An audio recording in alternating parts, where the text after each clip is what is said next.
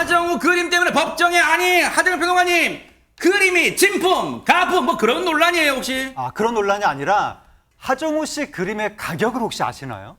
모르죠. 비싼 게 네네. 비싸요. 2천만 원까지 간다고 어머, 합니다. 진짜예요? 보통 그림도 1,500만 원은 한다고 하는 거예요. 어머나. 네, 한 연인이 네. 이 1,500만 원까지 간다는 하정우 씨 그림을 놓고 서로 내 거다 어머. 라고 싸우다가 법정까지 갔다는 사연입니다. 와 대박 비쌉니다.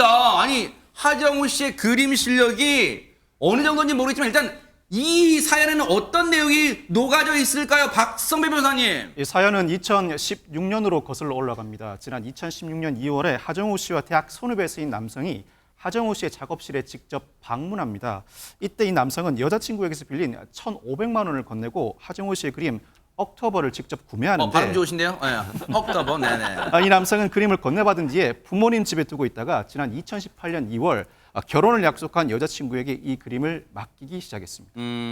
얘기 들으면 호정 변호사님 남성이 여자친구에게 돈을 빌려서 이 그림 대려요. 남성이 여자친구한테 1,500만 원만 빌려줘. 줬어. 그랬는데 그래서 하정우 씨의 그림을 샀어요. 근데 둘은 결혼할 사이요. 뭐가 문제라는 거예요 지금? 결혼할 사이일 때야 뭐 네 돈이 내 돈이고 네 그림이 내 그림이고 다 내 거고 네 거고 그런 건데 네. 문제는 두 사람이 결혼 약속한 일이 없던 일이 된 거예요. 어머나? 그러면서 갈등이 벌어지기 시작한 겁니다. 아이고. 남성이요. 이제 나랑 결혼할 것도 아닌데 내 그림 맡겨놓은 거 돌려줘. 이렇게 얘기를 한 거예요. 어허. 그런데 여자친구가 뭐라고 얘기했냐. 그 돈 산 대금이 어디서 나왔냐. 내 주머니에서 나온 거 아니냐. 빌려준 돈부터 갚아. 그러면 내가 그림 돌려줄게. 라고 얘기하면서 안 돌려줬다는 거예요. 어허. 결국 이게 법정까지 가게 됩니다. 이 남성이 2022년 4월에요. 네. 그림을 돌려달라라고 하면서 너는 소유권이 없어 이렇게 소송을 제기를 한 거예요. 그랬더니 여자친구가 어떻게 맞섰냐면 네. 당시에 우리가 결혼 예정이었으니까 이거는 공동 소유에 해당한다. 그리고 설령 소유자가 남성이라고 하더라도 내가 돈 빌려준 게 있지 않냐. 이 그림 대금 다 내 지갑에서 나간 건데 이거에 대한 담보로 내가 그림을 갖고 있을 권리가 있다. 이렇게 주장하면서 안 돌려주겠다 맞선 겁니다. 아니 일단 이 상황을 듣고 보니까 최진봉 교수님 예.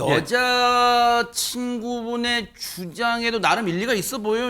아니 내 돈으로 샀지 않냐 그림을. 그러니까 이 돈 갚기 전에 이 그림은 내가 갖고 있을 거야 내 거야. 이렇게 얘기하고 있어요. 근데 법원은 여자친구가 아닌 그 남성의 손을 들어줬습니다. 왜 그러냐면요. 여성은 남성이 하정우의 그림을 인도하라고 법원이 명령을 내렸고요. 어허. 양측 모두 항소하지 않아서 결국 이 판결은 종결이 됐습니다. 아니 법원은 그러니까 재판부는 어떤 점을 중점적으로 봐서 이 그림을 남자친구에게 돌려주시오라고 했을까요? 왜냐하면 이 그림을 누가 산 것인지 계약 당사자 간의 의견이 충돌할 때는 실제적으로 판매한 하정우 씨가 누구에게 판매했다고 인정되느냐를 봤다는 거예요. 그러니까 예를 들면 이런 거죠. 돈은 여자친구로부터 왔지만 실제 화실에 와서 하정우 씨에게 그림을 구매하겠다고 얘기한 사람도 남성이고 또 하정우 씨에게 매매 대금을 지급한 것도 남성이라는 거예요. 네. 물론 돈의 출처는 지금 알고 봤더니 여자친구로부터 받았지만 네. 남성이 구매 의사도 밝혔고 남성이 돈도 지급을 했기 때문에 구매 당사자는 남성으로 오는 게 맞다고 하는 게 법원의 판단이라는 거예요. 그래서 그림의 매매 계약 경위 등을 미뤄 하정우는 계약 당사자를 남성으로 봤을 것으로 해당 그림의 매수인은 남성으로 봐야 한다라고 하는 게 판결의 주요 요지입니다. 돈의 출처가 중요한 게 아니라 법원은 그렇게 본 거예요. 하정우 씨가 누구한테 팔았냐 그 당사자가 중요하기 때문에 남자에게 그림을 주시오라고 판결했다는 건데 근데 박성배 변호사님 여자친구는 그랬잖아요. 당신이 즉 네가 빌려간 돈 1,500만 원에 대한 담보로 내가 갖고 있을 거야. 그렇게 얘기하고 있잖아요. 일단 재판부가 소유권이 남성에게 있다고 판단한 이상 그 다음에는 여자친구에게 이 그림을 보유할 권한이 있는지를 별도로 판단해야 하는데 이 그림을 보유할 권한이 있으려면 담보 설정 계약이 존재해야 합니다. 그렇지만 재판부는 담보 설정 계약의 존재를 부인했습니다. 아하. 이 재판부는 두 사람이 사귀면서 남성의 부탁으로 여자친구가 그림을 보관하기 시작했을 뿐 빌려준 돈에 대한 담보로 점유해 왔다고 보기에는 부족하다. 추정컨대는 그림을 산 시점이 2016년 2월이고 여자친구가 그림을 보관하기 시작한 시점이 2018년 2월, 그 텀이 2년으로 상당히 깁니다. 담보 설정으로 보기에는 부정적인 정황이 존재한다고 판단한 것 같습니다. 결국 여자친구가 돈을 빌려주었고 남성에게 변제할 의무가 있는지는 별도로 다투어야 할 문제로 남게 됐습니다. 그러면 지금 얘기 듣고 보니까 여자친구 입장에서는 빌려줬던 남자친구한테 빌려줬던 1,500만 원 지금 공중에 붕 뜬 거예요. 받을 길이 없는 거예요. 어떻게 되는 거예요, 허준 변호사님? 별개의 소송에서 이 반환 청구를 해야죠. 그래요? 준 돈에 대해서.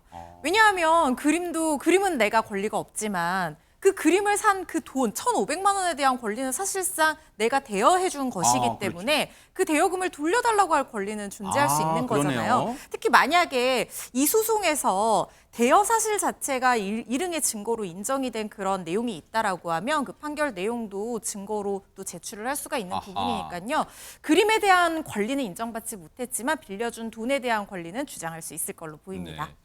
어쨌든 이번 판결로 그건 확실해졌네요. 그림은 죄가 없다. 이건 확실해졌습니다.